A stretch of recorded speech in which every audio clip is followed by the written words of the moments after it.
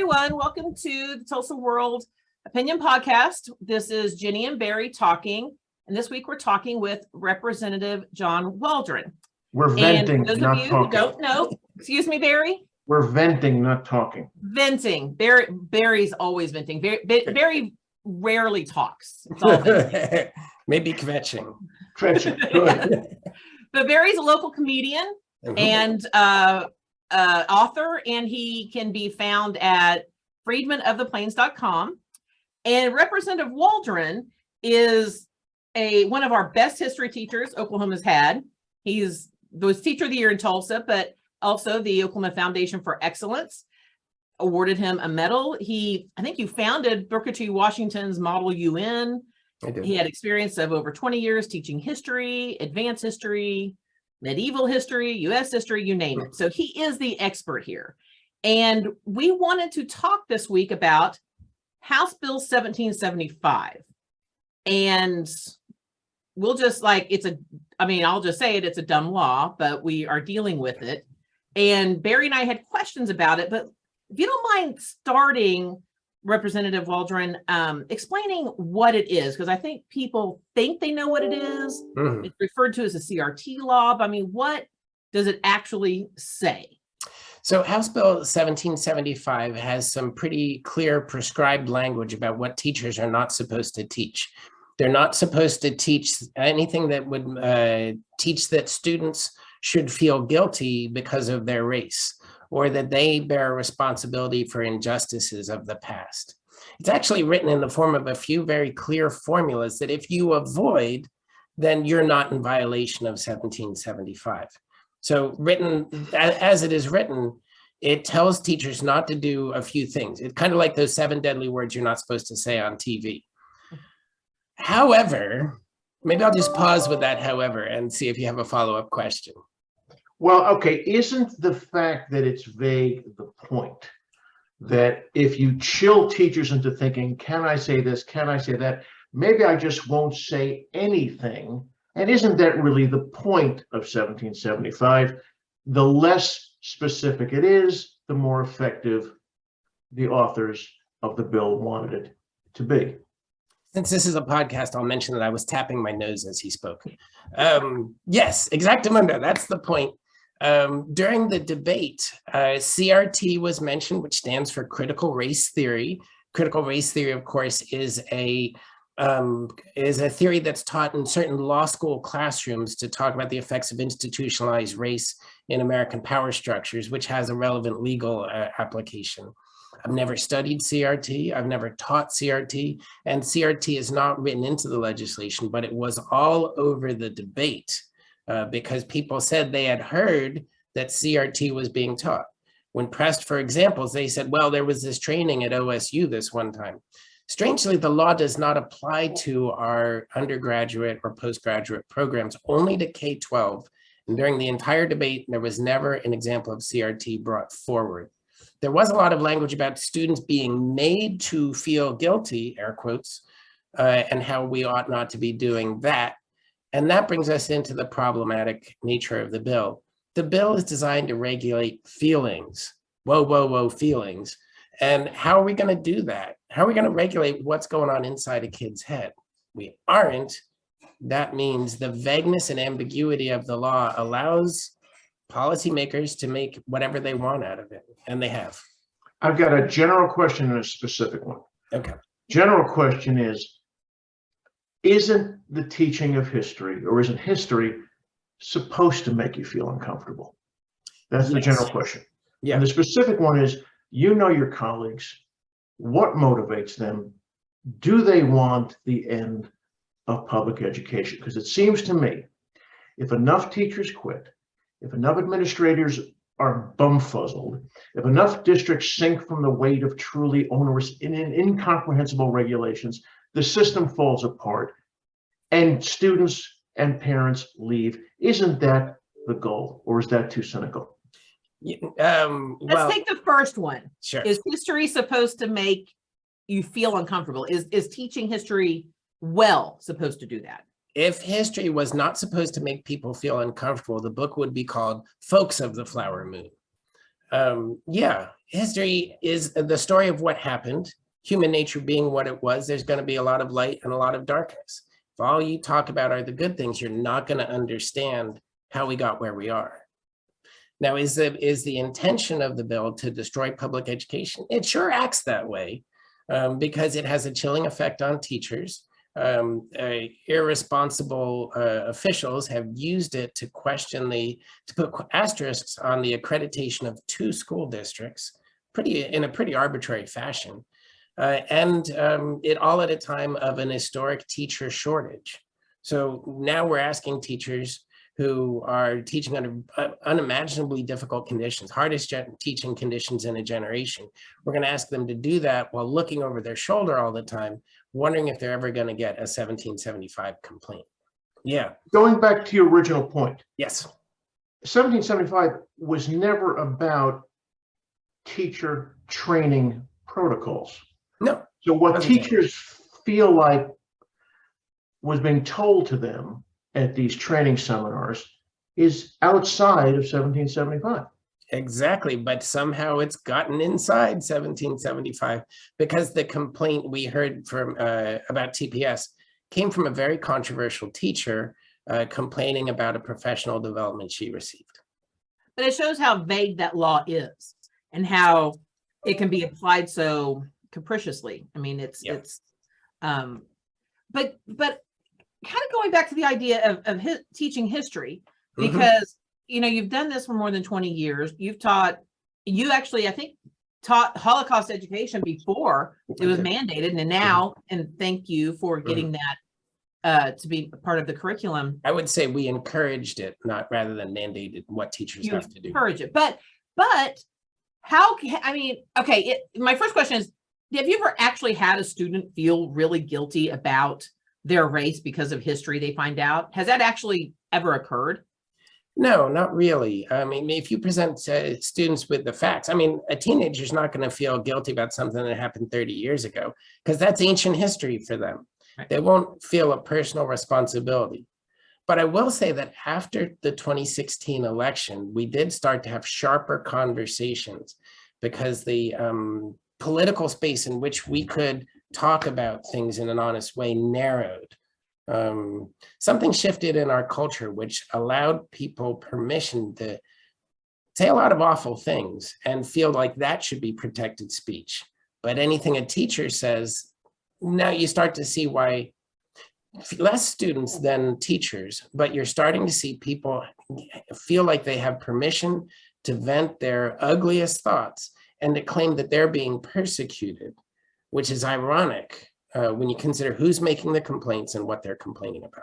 When really it's a consequence of speech. That what the pushback they're feeling is a consequence, not persecution. Right. But it does bring up, like with the Holocaust education. I mean, I'm wondering, as a history teacher, what can you teach? I mean, when you look at 1775 and that chilling effect that Barry mentioned, in order to make history relevant, it seems, I'm not a history teacher, but you would somehow, for some kids, you bring it to the present. So I could see a question like, what kind of propaganda do you see in America today? What types of,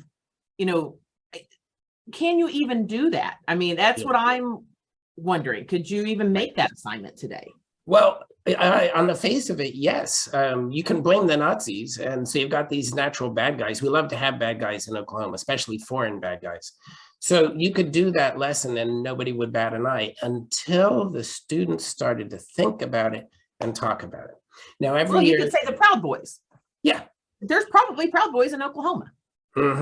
Yeah, you can. Can I just, and I want to just read you something. Yes, go ahead. Adam Pugh, you probably know. He was the author of the Holocaust Education Bill. Here's what he said about the bill. As the largest recorded act of genocide in history, the Holocaust provides a tragic example of the destructiveness of hate in our world. Democracy is precarious, and as a society, regardless of where we live in the world, our religion, our beliefs, we must always be open-minded and strive to understand our fellow man and appreciate and respect our shared dignity. Yeah. I'm grateful to Senate support that our students will learn about the Holocaust. Yes. What do we notice? What does he not say? What word is not mentioned? Jews, Germans, Christians, no mention of the Pope. Nope. So how do you teach the Holocaust and not hurt some students' feelings who's German and whose parents are German? And again, one level deeper, the Nazis were a lot of things, but atheists were not one of them. They were all Christians. They all thought of themselves as Christians. Might not like their Christianity, but they thought they were Christians. Do you bring that up? And what happens if a teacher says to a class, factual, most Nazis consider themselves German. Most consider themselves, Germans consider themselves Christians. What do we do with that, John? Yeah, that's it. The difficulty comes after you finish presenting your lesson, however carefully constructed. And once the students start to ask questions like that, now you're in real trouble, because any student who feels offended or guilty suddenly has the basis for a 1775 complaint. So as a teacher, I might back away altogether. And I'll note that there are teachers right now who are pulling books like Killers of the Flower Moon out of their curriculum and who are being very careful about teaching subjects. That's why we introduced Holocaust education, because I think teachers needed a signal that there are subjects we can still teach, that they should still be having those critical conversations. They've got to show a little courage to do it. But Barry, your point is well taken. It can get people into a lot of trouble. The Sherwin Miller Museum does a Sophie Scholl White Rose essay contest annually, where they ask people to talk about the Holocaust and relate it to things that are going on today. And I read the essays this year. Kids talked about bullying. Kids talked about transgender issues. Kids talked about feeling discriminated against in school. And the kids, they see the world around them. They know it's not fair. They're going to take examples of the past to try to understand the world they live in. And their conversations will be controversial. Some kids may disagree with each other. The bill, as it's playing out, allows those kids, or more likely, frankly, their parents, to take the issue up as a bludgeon against the entire school district.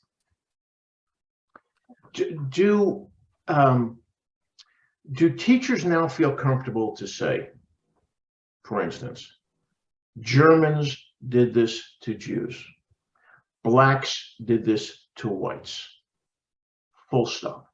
No, I don't think so. I think they would feel very uncomfortable talking about that in their classrooms. Who owned the slaves? Is whites the right answer there? No, you'll get lots of people who mention correctly that Indian tribes brought slaves with them, the Cherokee Freedmen, Creek Freedmen, for example. And then that opens the door to a lot of whataboutism. And that will lead you down some dangerous paths too. So are teachers just going to shut down? I think a lot of them are, yeah. I would say to any teachers who are listening that you can still have courageous conversations with your students. You just have to prepare them first. You got to teach them trust. But of course, now we're wandering into the dangerous territory of social emotional learning, and I think we're about to ban that as well. But you see, that's kind of the point. We want to break down the capacity. I should redefine this carefully. There is an impulse to break down patterns of trust between people's groups, organizations, what we might call civil society, to break us down into these competing and opposing groups, different, factions. Breaking down civil society is one of the things you want to do if you want to institute authoritarianism in a country. Which is something you can't say in a classroom right now, can you? And could have said 10 years ago. 10 years ago, you could have made that statement. 10 years ago, I did. Anywhere in the country, or I should say anywhere in the country, you can make that statement in a number of states right now, except not here. Yeah, even if you have that trust, one student goes home and tells his parent, right? Yeah. I mean, going back to religion and education, which I think is a corollary issue. If I were a teacher and I were to say to my student around Christmas time, not only are there religions, are there people, neighbors of yours who do not think Jesus is the Son of God, many people don't even think Jesus existed. Doesn't show up in the Jewish Bible, for instance. If that student goes home and says to his or her parent, our teacher told us Jesus doesn't exist, and that parent came in and tried to get me fired, I would argue that that parent should get me fired. Hmm. Because it doesn't belong in Yeah. education. Does not belong in public education. Right. But this, however, does. There are facts. Whites had black slaves. Germans killed Jews. Nazi was a party. They joined the Nazi party. Yep. 13 million Germans voted for Hitler. Germans voted for Hitler. They weren't Nazis when they voted for Hitler. They were Germans. Yeah. What do you do with that? Well, say that again. Where's the controversy in Yeah. 13 million Germans voted for Hitler? Yeah, you would think that the facts speak for themselves, but we do live in an age of alternative facts now, don't we? In the old days, you would teach a controversial lesson. Maybe a kid brings that home to a parent, and maybe the parent raises a complaint. Complaint goes to the administration sits the teacher and the parents down, and they work out a settlement and you move on. But what 1775 does is it empowers the complainer. These days are often, some of our most controversial teachers. It goes to the district, but then from the district, it can go to the State Board of Education, where the governor's appointees can impose real penalties on the district. So districts they're gonna do what they do, which is protect themselves. And if that means at the expense of the teacher, that's bad news for the teacher. And this, again, at a time when we have a critical shortage of professional educators in the system. In your 20 years or more than 20 years, did you ever have a parent come to you and say, hey, I didn't like the way this was handled, or my kid is telling me something from your classroom that bothers me? Yeah, occasionally. I think. Yeah, How did you handle that? Well, have a conversation, listen to the parent, talk to them, listen, consider yourself. I think I had like an annual apology day when I had to apologize for something I said in class. Own it, have a conversation. See, that builds civil society. But what we're doing now is empowering a snitch culture that can go to outside authorities like the State Board of Education, which maybe is staffed by people who don't have public education's best interests in mind. And they're going to use those complaints to sledgehammer open the school system like it was a giant piggy bank. What are they going to do with all the money that's been going into our public education budgets? Vouchers. They're going to send them out to privatization interests. And if you think EPIC was bad, wait till you see what happens when we pour hundreds of millions of dollars into private schools, some of which are going to spring up overnight in reaction to the creation of a bill. And there's going to be no oversight, no transparency, no accountability. There are private schools in my district that will expel 7-year-olds for parent gay tendencies. And there's nothing that stops them from doing that. What's going to happen in the future is they're going to do that while they're taking taxpayer dollars. That does not seem right to me. John, you can fit all the Democrats in the Oklahoma House and Senate in a large minivan. Yeah. Well, we have a problem, I think, generally with expertise. That wonderful meme about don't let your Google search get in the way of my 12 years of medical school. Yes. You taught for how many years?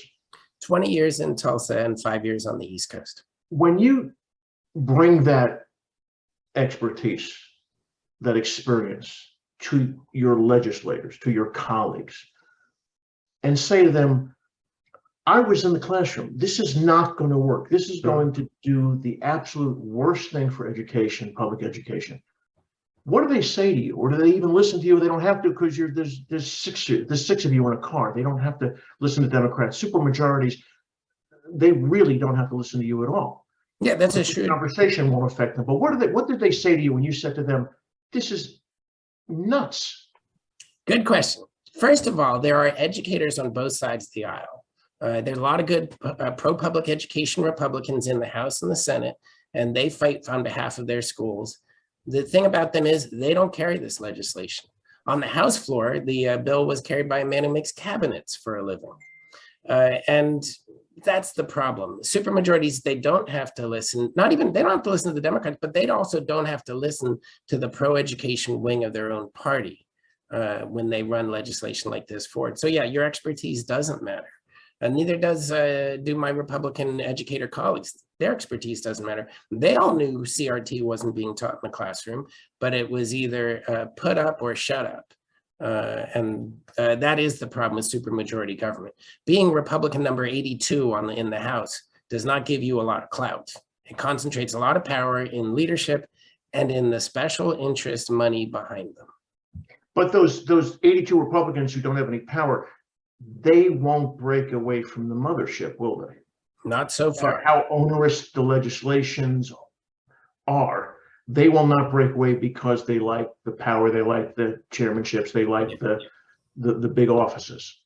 The most important thing about a pendulum, though, Barry, is that it swings back. And we saw something interesting this last session when the abortion bill was debated, most restrictive abortion bill in the country.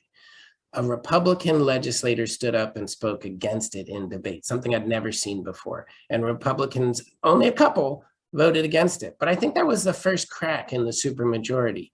The Republican supermajority in the legislature is the dog that's caught the car. They got everything they wanted on guns. They got everything they wanted on abortion. They're about to bust open public schools.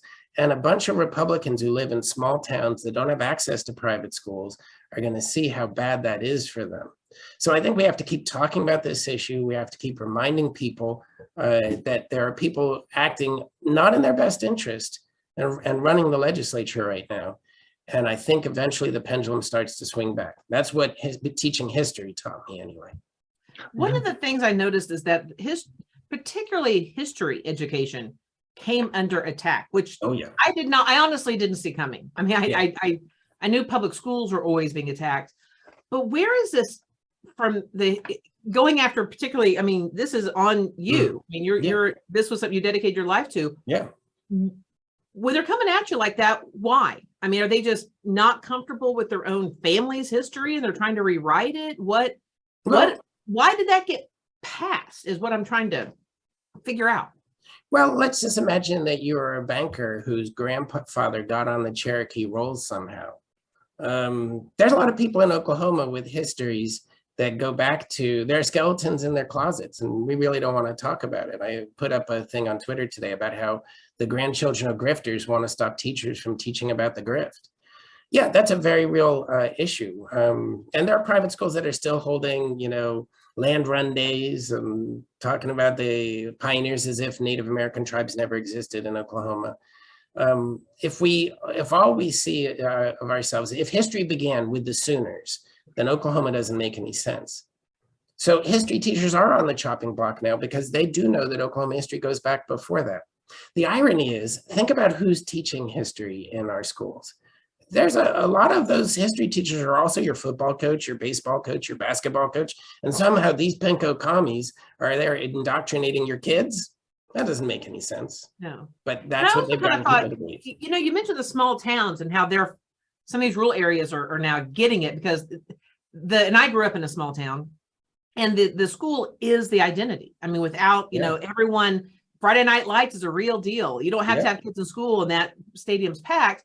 But a lot of the teachers grew up in those towns. Yep. And so like a lot of my class, they're now teaching at the school I graduated from. And so when you hear these talking points of indoctrination and I'm like, how that can't be going over in rural areas because I know that I knew her when she was 5 years old. I mean, these are not,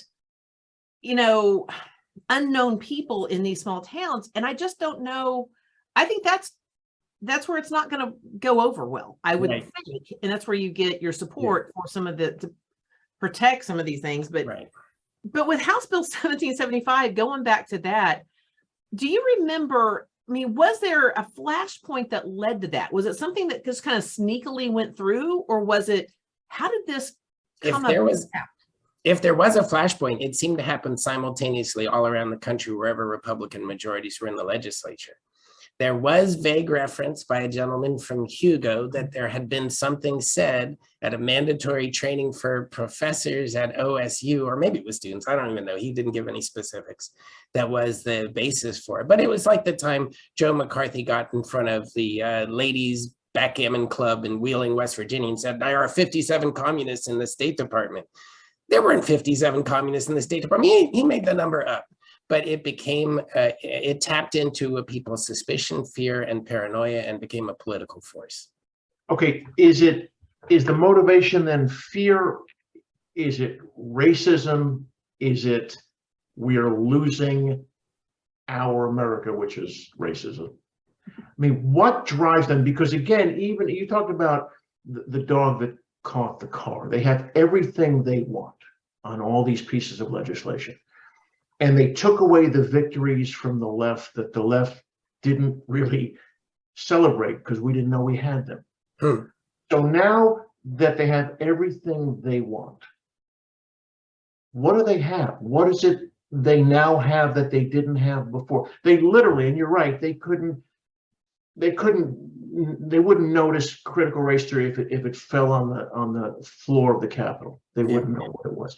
Right. So what do they have now that they feel better about that they didn't have when the liberals ran things? Yeah, I mean, when did liberals ever run Oklahoma? I mean, at best, we had conservative Democrats running the state. Right. I mean, what we have now is a bunch of politicians who want to win elections, and they've won on all their issues. I mean, what gun bills are left to run? We've got the most restrictive abortion law in the country. So what we have to do is inspire people to vote on the basis of fear, on the feeling that our position is somehow slipping. All the things that you mentioned, plus greed. Because remember, the big issue here is whether we're going to carve open the public education budget, which is just about the largest segment of state appropriations, of appropriated spending, and use it to support private interests. Now, the lobbyists for the voucher movement, the private schools, they've been active in the halls of power for a long time. They came very close to a victory in the Senate last year, and they were involved in elections in the Senate that will probably give them a pro-voucher majority this year, which means the battle comes to the House. And when and those legislators, even rural legislators who want to protect their schools, they're being told that if they say no to vouchers, they're going to face a strong primary challenge next year, and that the lobbyists are going to appeal to voters on the basis of fear, suspicion, and a sense that somehow their public schools are taking away the things that are great about America. They're going to build that myth for their own private profit. Do you know where this attack on history came from? Like, going back to that, history teachers have been targeted as the indoctrinators, whatever, as if private schools aren't indoctrinating with their own faith and their view or whatever. But I mean, when you look at it, where did that come from? Where did that originate? That approach, that attack? Well, I think there is a lot of general dissatisfaction. There always has been. In Tulsa, we've had groups that have been critical about the way TPS has been run. The pandemic deepened people's concerns. Ironically, the lockdown showed us how important our public schools were, but they also energized a lot of people who were critical of our public schools. And then I think, frankly, the GOP found these groups and started bankrolling them. Giving them a lot more, prestige and reach. So they kind of took these groups and astroturfed them into a movement, which has, as you can see, disrupted our public school board, the TPS school board, in recent times. And that's because the GOP knows that they've got an issue that will appeal to primary voters, the ones that they need to win elections. Not the majority of Oklahomans. Most of Oklahomans believe in their teachers, value their schools, as you've said. But you can win a lot of primary victories with a very small minority of the voters by appealing to their fear and their suspicion of public institutions. That's why we've got Tulsa, and I think that's I think the reason is, if you're not from Tulsa, it's the big scary city where all the liberals. Even though Tulsa is not liberal, no. It's and I've heard people from small towns go, "Oh, we don't want to be like Tulsa." And I'm like, our schools are pretty small compared to this. I mean, when you don't know it, it becomes easy to demonize it. Exactly. And I think that's playing into that narrative. And I hear lawmakers from outside Tulsa repeating those same talking points. Yeah. And it's like TPS. My husband teaches in Broken Arrow. They have problems too. Every district has their own set of problems. But it's almost like, well, at least we're not TPS. And I think that's a really unfair characterization of what, I have kids in TPS. Yeah. No, you're right. Is familiar with it. So, John, do you think the majority of those who are in favor of these regulations and bills, are they cowards or are they collaborators? Do they really feel that a liberal education, you know, whites held blacks as slaves and Germans killed Jews, and you know, we redlined districts so we could marginalize African American Black communities. Are they really afraid of the being primaried, or do they actually agree that we need to have a Christian-based educational system and society? I mean, going back to the business about cracking open the piggy bank, it does seem odd that what they want to do is starve the beast and then complain the beast is lethargic. Yeah.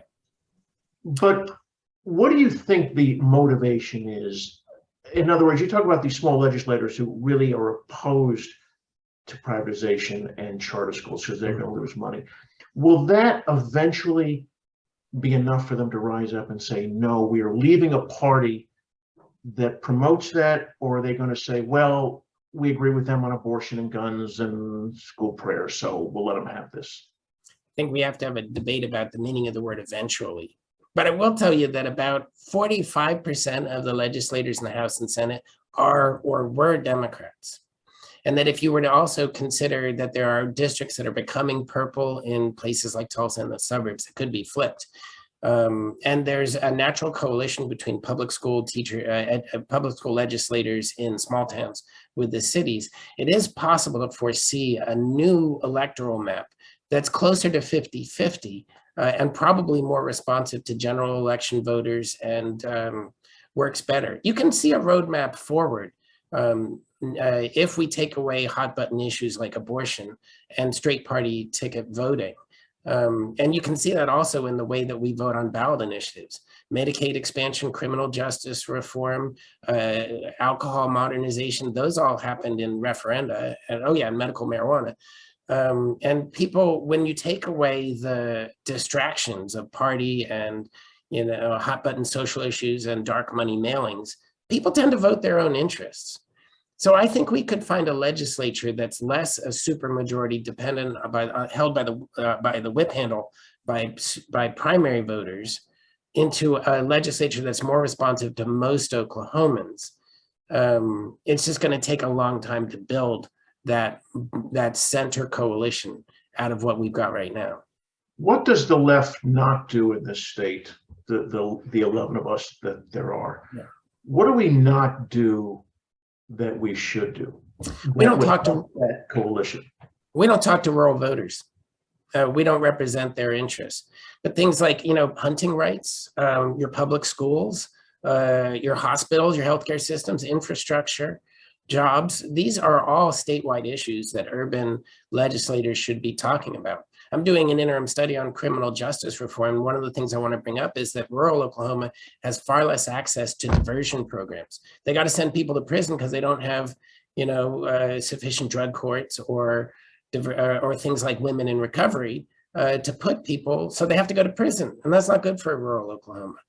We should be talking about things that matter in rural Oklahoma and not just surrendering the field to the people who all they want to talk about is, you know, God's guns and gays. But, you know, going back to 1775 and what that does to the quality of education, which I think would be something rural lawmakers care about, because if you're sending your kids into a world that's more diversified than at any other point in our nation's history, and yet we haven't taught them the history of civil rights, that the Trail of Tears and those issues have a big issue, you know, today. You can't understand McGirt and the Indian Child Welfare Act without understanding the Trail of Tears. And without that kind of history, without that sort of, you know, deep dive, you're sending kids into colleges or career techs or just the business world with people that they won't understand and that they'll be behind, you know. Why would we want to have laws on the book that water down and make our curriculum and our graduates weaker when we should be preparing them better for diverse? Even if you're in a largely white small town, those kids are going to not be in a world that's going to be largely white. And so how do you get that to your colleagues? This isn't good for your schools.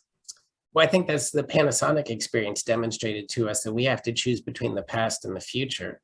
And right now, the GOP is betting on preserving the past like a museum without disturbance.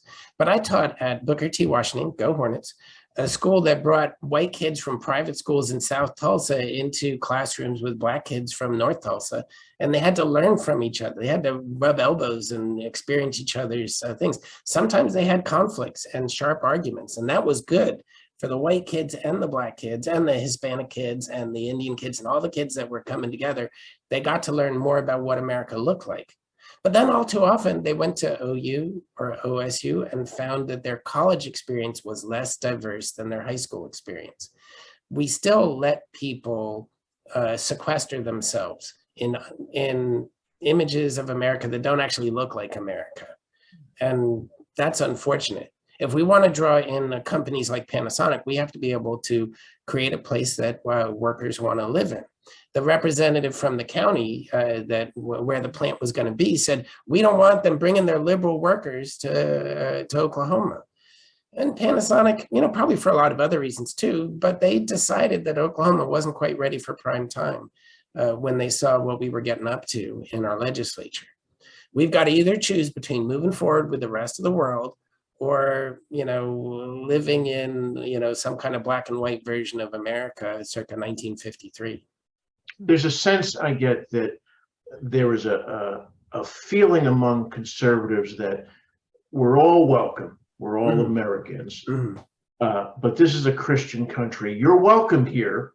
Just stay off the good furniture. So we don't want to say you cannot practice your religion, but don't give us a hard time. We want to put a cross at a fire station.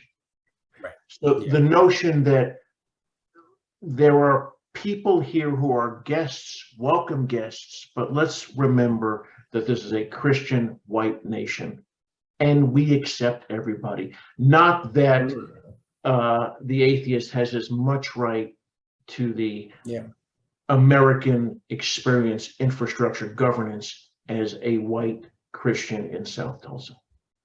I seem to remember that we had a treaty that promised the Indian territory to the tribes as long as the river shall run. They're still running. And I would ask those people why Americans are not merely extensions of European culture. Why aren't we Europeans? We're very different from Europe. And we're really different from Europe because we had encounters with Indian nations, with African slaves, with immigrants. It's the mixing that makes us Americans. And to pretend that we're somehow some pristine Schmigadoon style society will not prepare our kids for the future or help them to understand the world they live in at all. And unfortunately, the power center in Oklahoma City seems to want to try to force the hand of history. It doesn't work that way, and future generations are not going to look kindly on what we've done. And I grew up on the East Coast, and all the first generation Americans, they came over and they spoke German and Polish in their homes, and they told their children, you learn English, but those kids know how to speak Polish and German as well. And what we're finding now is a lot of Latin American countries, the same thing. They speak Spanish at home. They are told, they are encouraged to become American and to learn English as well. This notion that we all came from where we came from, our generation, and immediately gave up all vestiges of what we were born into is just false. Right. Of course, and, I think you grew up fear of the other is nothing new in America either. You grew up in New York, I think, didn't you? Yeah. And I grew up in New Jersey. Hope we can still be friends. But I have to ask you what exit, because you have to okay, man. So we grew up in immigrant cultures, melting pot America. And the Sooner myth, the idea that this culture came into a pristine land and made a paradise out of it, is kind of at odds with the melting pot notion. But on the East Coast, different communities lived side by side. We learned not to immediately ask people what church they went to, but we learned to respect each other's differences and learn and grow from them. I'm an Irish American, and growing up in New Jersey, I'll tell you that my native dish is lasagna. And that's a good thing. But Oklahoma's different, and we've got to respect that it's different.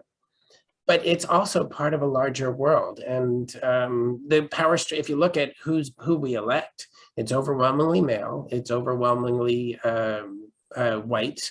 It's more evangelical and it's older than the population of Oklahoma. So ironically, our representatives aren't demographically representative of the people of Oklahoma. The biggest problem, I would say, is that we represent an older generation and we're making laws to affect future generations. Right. And one of the things that I was kind of disturbed about, I saw that you saw this story too in the Oklahoman, that there are teachers right now actively pulling books.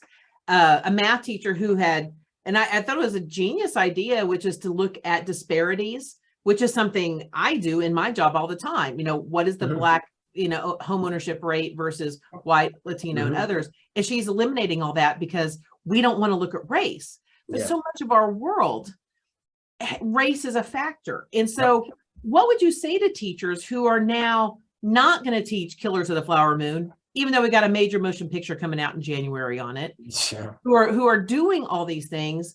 I mean, what advice are you telling them in light of? Or let me just ask, or going to mention the difference in Black home ownership versus white home ownership, which is a factual. Right. I mean, those are all things. I mean, this was a math teacher who was using that to sort of look at statistics, but she said, I'm not going to do that anymore because we can't talk about race. So therefore, we're not going to teach kids that these disparities even exist.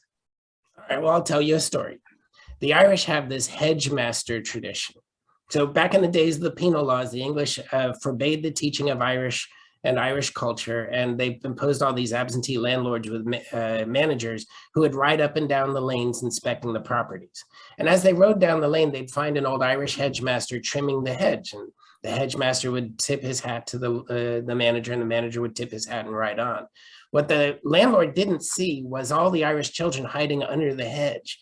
And after he rode away, the hedge master would put his shears down and go back to teaching the Irish to the kids. You're the hedge master. You got to be ready to teach the kids, to give them what they need, and they need the truth. And you have to be prepared to give it to them. And this is going to blow over. It always does. Nobody remembers Joe McCarthy anymore, except the history teachers. And the legislators are not going to be in your classroom all the time. They're going to win a few elections on this, and then they're going to move on to the next thing they're scared of, which my money says is going to be Chinese weed farmers. And then you can go back to your business and do the things that you do. Because you didn't get into teaching for the respective politicians. You got into teaching because you wanted to help shape the future. You can still do that, and you still should. Okay, Barry, you get one more question. We're about out of time. So you get one more question, I get one more question. A comment that we have an Oklahoma Democratic representative and an optimist. We should just end on that point, because there are just few of us, and thank you for that. That's what I would say. I did have one question to kind of end this, which is, what do we do about it? Because I think a lot of people, conservatives and progressives, are not liking this particular bill. Do we just advocate for our representatives to repeal it completely, if that's even possible? Is there a fix to this? I mean, what do we do to get this thing not to be the problem it is? We got to burn this bill down. There's a lawsuit against it now, and the State Board of Education's recent action, which was clearly arbitrary and exceeded the recommended punishment and exceeded the language of the bill, demonstrates that the bill is on its face unconstitutional. So we'll get it struck down. The Republicans will probably win some elections off of it, I'm afraid. But we ought not to remember what they tried to do to public education. We ought to remember that on the 23rd and in November on the 8th. Because they're taking sledgehammers to our heritage.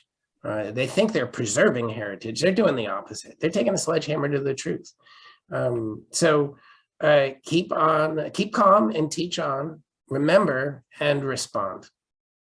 Well, thank you. Any last words? I appreciate the time.